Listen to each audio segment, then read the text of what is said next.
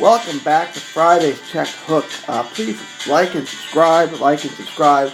Leave a comment below. Two topics to discuss today.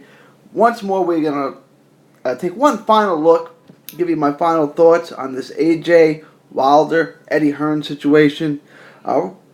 We also wrote a piece on this for the website, so check that out at 3dboxingblog.com. We wrote an article on the 5 best opponents for Deontay Wilder now that the AJ fight is officially off. So take a look at that. Again, that's at 3dboxingblog.com. We'll also leave a link in the description as well. We're going to get to that, and we're also going to talk about Adrian Broner's new $50 million deal with Mayweather. $50 million, what? But let's start with the Deontay Wilder thing. The Deontay Wilder Anthony Joshua situation. Where we are with that? Obviously, the fight it's officially off. Anthony Joshua is moving on with Povetkin. Wilder has now demanded a 50-50 split for a Joshua fight. He's saying a 50-50 split or no fight moving forward. He's done with any guaranteed purses, any guaranteed flat fees or anything like that. He wants 50-50. If we thought the deal was dead before, it just got blown up beyond recognition. This is in the wake of Wilder rejecting Eddie Hearn's 2-fight, $20 million deal.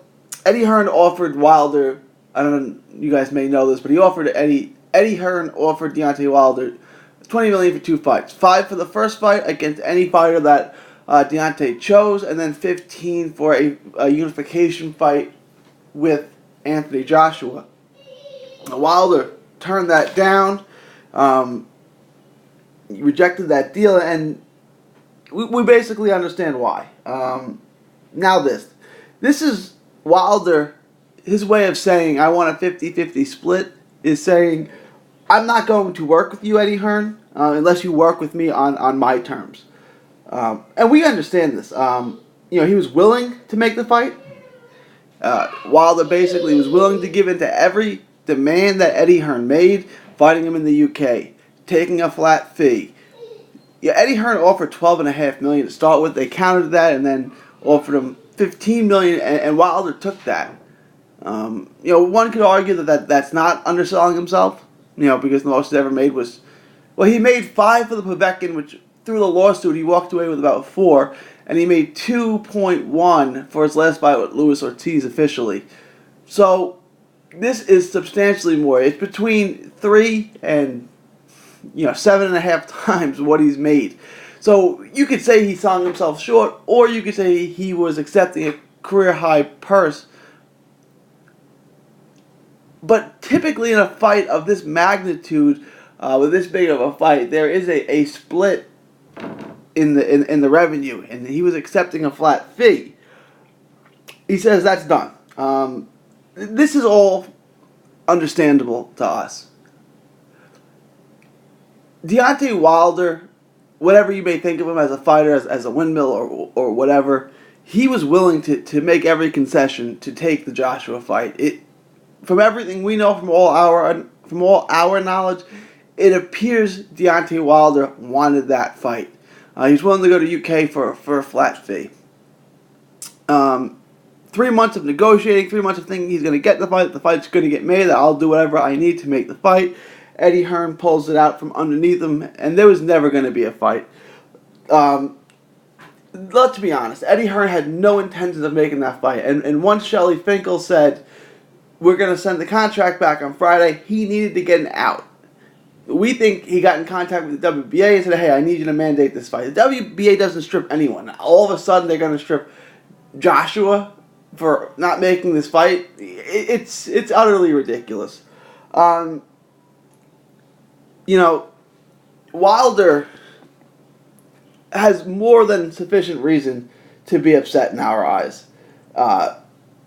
If we were Deontay Wilder, and just on principle alone, we wouldn't accept any offer from Eddie Hearn. I wouldn't work, if I was Deontay Wilder, I wouldn't work with Eddie Hearn for $1 billion. No, seriously, if he offered me $1 billion to work with him, I would turn it down if I was Wilder. The reason being is the guy's a liar. I mean, you can't trust a liar. He's lied to you in the past. He jerked you around. I'm not going to work with you now. There are other fights that you can make. He's still the heavyweight champion of the world. I'm going to look elsewhere. If Anthony Joshua would like to fight me, it comes without Eddie Hearn involved. I will negotiate with Joshua and any lawyers he has, but I'm not negotiating with a liar like that. He jerked me around for 3 months telling me I'm going to get this fight. Wilder could have taken the fight in the interim, signed other fights, done other things. He was being dragged around by Eddie Hearn. I wouldn't work with him again either. So saying 50-50, it's not unreasonable. You basically said, I'm going to work with you on my terms or I'm not going to work with you at all. Which the way Eddie treated him, yeah, it's understandable. It's understandable to say the least. Like we said, Eddie Hearn never intended to make this fight. In the past, Eddie, not in 2018. In the past, Eddie said he wanted one more fight before getting to Wilder. And that was what Eddie was going to do. He didn't want to sell that to the media, to the new media, to the AJ fans. He wanted to protect his guy. So he tried to make it look like they were getting close, that they were negotiating with Wilder, but that was all a smokescreen. The fight was never, ever going to happen. Eddie said initially the fight wasn't going to happen in 2018, and then he said they were getting closer, and he said that ideally he wanted one more fight in the interim, and that's exactly what he did by pulling this Povetkin card last second like that. Eddie Hearn played a game. He played a game with Wilder, and he played a game with the fans. And if Wilder says, I don't want to play your games anymore, yeah, who could blame him? Let me know what you think. Is it Wilder's? Is Wilder ducking by saying, I want 50-50? Is he killing the fight by saying, I want 50-50? Or is he doing the right thing and not playing any more games with Eddie Hearn?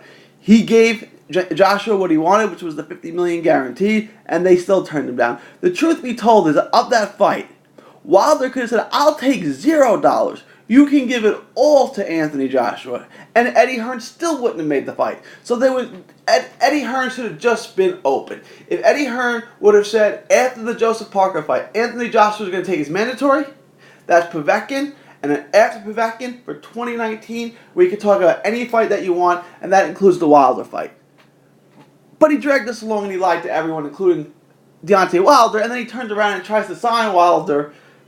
I mean, it's utterly ridiculous. Wilder could go on and fight Tyson Fury and make as much money or more with Tyson Fury. And check out our piece on that at 3dboxing.com, and we'll briefly explain the math on that, because he has more leverage. He has more wiggle room with Tyson Fury in what would be a really big fight, because Fury doesn't have a belt. Joshua's got 3. He's got a lot less negotiating power with Joshua. He's got more wiggle room to negotiate with Tyson Fury in a fight that would be massive as well. So basically, Wilder just doesn't want to play with Eddie Hearn's game anymore, and a fight with Fury would bring him a ton of money. So he's got another bargaining chip. So we don't blame Deontay Wilder at all, but let us know what you think. Next, Adrian the Problem Broner. AB may have 99 problems, but money ain't one. Money May showed him the money, and I want your thoughts. Leave your comments below. Let me know what you think about this deal. As you may or may not know, Floyd Mayweather, Mayweather Promotions, signed Adrian Broner to a 5-fight, $50 million deal. That seems inconceivable. $50 million for Adrian Broner, whose best win is Antonio DeMarco and Paulie Malignaggi, and the Malignaggi fight was debatable at best. $50 million over 5 fights for that level of fighter is different. That being said, do you think it's a real deal? Do you think that the whole thing is a smokescreen? Or, do you think they're lying about the numbers? Tell us what you think. The interesting thing is that AB just turned down a deal with Eddie Hearn that would have made him about $2 million per fight. It took him no more than 5 seconds to turn that down. Now, we know with Al Heyman fighters that there's always backroom checks, right? AB has been making $1 million, $1.25 million. I think he made as much as $1.5 million for his fights. No one who was making $1 million or $1.5 million would turn down a multi-fight guarantee for $2.5 million a fight, like Eddie Hearn was offering him. So that means he's getting backroom checks, and it means he's getting a bunch of them. How much do you think he's getting? It had to be quite a bit. He had to have doubled what he was making to turn down Eddie Hearn's deal, and turned down Eddie Hearn's deal within seconds. It wasn't even a consideration. It was like if you were making $100,000 a year and I offered you a job for 30. No, I'm not going to take that. So, is $10 million unreasonable? It seems like a lot of money for a fighter without that much success. However, AB is a massive draw, and amongst U.S. fans in the U.S. market, besides Deontay Wilder, Adrian Broner is probably the biggest draw in American boxing. A 5-fight deal is a lot, though, for a guy who is, for lack of a better word, a head case. You never really know what you're going to get with Broner in or out of the ring. He's been on a tirade now, and I asked you guys to pray for him. If, he's been talking about suicide, and no one cares about it, and all that stuff, and now he's got this deal. I also did a show on if Adrian Broner should go back down to 135. If we're going to pay him $10 million a fight on average for 5 fights, we can't see it coming at 140. Now, he says he's done at 147. We don't think he can beat, and most people don't think he can beat the Errol Spencers or the Keith Thurmans. He already got destroyed by Sean Porter. He probably wouldn't beat Danny Garcia. I wouldn't pick him to beat Ugas. I don't even think he could beat Jesse Vargas in a rematch, although that's debatable. But, Jesse Vargas, a fighter at that level, is never going to get paid $10 million per fight. And that's the kind of level that Adrian Broner's on at 47. That fight was actually at a catchweight. It was at 44. At 40, there's just not many big names. Yeah, there's Regis Prograis. There's a few other names, Relic. None of those names are going to warrant a big mega fight.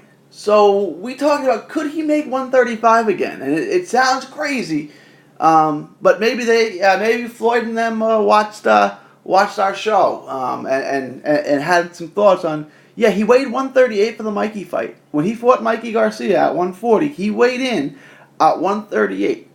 Now, when you're shredding weight like that, 3 pounds can be a lot. Those last couple of pounds can be a lot.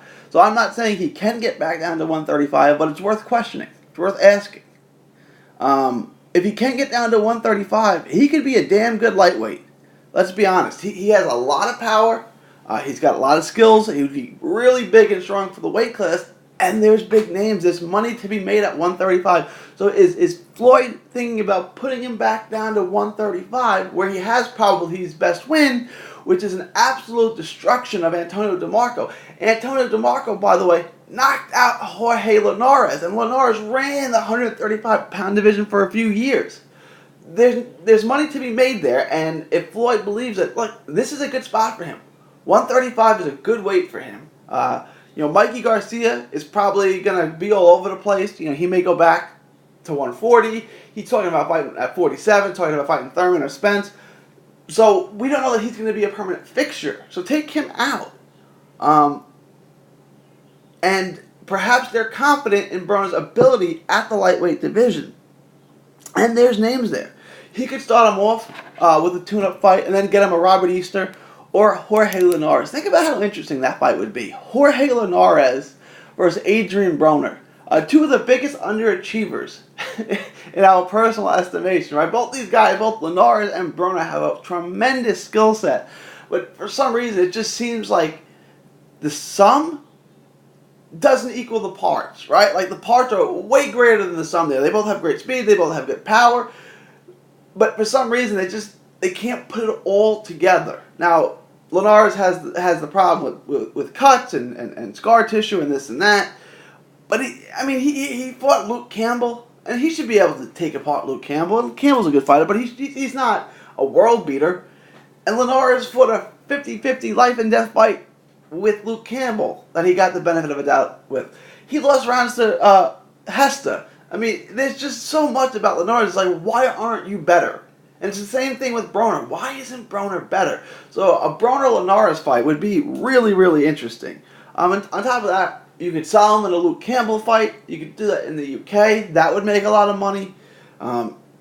This fight to be made, and Robert Easter Jr. in an all-Ohio matchup would be a hot fight, and you could sell that for a lot of money. And then would that all culminate to pay-per-view fights with Vasyl Lomachenko and Tank Davis, right? Because we know that Floyd has talked to Arum about Lomachenko for Tank Davis. Well, if he's talking to him, and Arum's like, nah, my guy's fighting at 135 right now, and I'm not interested in having him fight a 130-pounder. What if Floyd throws a 135-pound Broner? Now, if you're Arum, you got to be confident that your guy, Lomachenko, can beat Broner. Broner's never beaten anyone great. Loma should be able to outbox him, right? So you'd want to make that fight because it would be a big name, a big scalp, one of the biggest names in American boxing on Lomachenko's resume. That fight could be on pay-per-view, and it would take Lomachenko to the next level as a pay-per-view star. So it would make sense for Arum to put him in there with Broner if Broner can make 135. It would also make sense for Broner and Mayweather if Mayweather thinks, okay, Loma's small for 135. He got knocked down by Linares. My guy's better than Linares, and he's bigger and stronger. He's a really big lightweight, and Linares is kind of an average size lightweight, right? Broner's bigger than Linares. So I think at 135, Broner's top notch. It'd be too big and too strong for a little Lomachenko. That's a reasonable thing. That's a reasonable thought. And if he beats Lomachenko, now he's pound for pound. Then I put him in the ring with Tank, and either way I'm a winner. That would be another pay-per-view fight, and either way, if I'm Floyd Mayweather, regardless of who wins that fight, I'm a winner. It gives him more time to build up that fight. It gives him more time to get some wins for Tank, build up his resume, build up his stock, and then 4 or 5 fights down the road, stick him in the ring with Broner. It really is it's a can't lose situation. So it makes a lot of sense to move him back down to 35. I don't know if he can make the weight. We talked about what if he hired Mackie Shellstone or something like that for Broner. Could he help him get him on a program to get him back down to 35? He hasn't fought at that weight in a long time. Like I said, he was just 3 pounds over that. And I know 3 pounds could be a lot or a little. He told Paulie that he made Paulie Malignaggi, he told him he made the weight easily. So if he made it easily, could he shed 3 more? We don't know. But let us know what you think. Is the deal for real? Do you think it's a $50 million deal? And if so, do you think that that's going to happen at 47, 40? Or could he come back down to 35? Who do you think he's going to fight? We think if the deal is real, and it's $50 million, it has to be at lightweight, and it eventually has to run into Lomachenko and Tank Davis. But please leave a comment below. Remember to like and subscribe. Check out 3dboxingblog.com. Thank you, and God bless. And for Friday's Check Hook, this is 3D Boxing signing off. Thank you. Enjoy 3D Boxing Blog videos? Show us some love by clicking the like button. Don't miss a tweet, post, story, or video. 3dboxingblog.com is also on Facebook, Twitter, and Instagram. Hit the subscribe button now to stay inside the ring.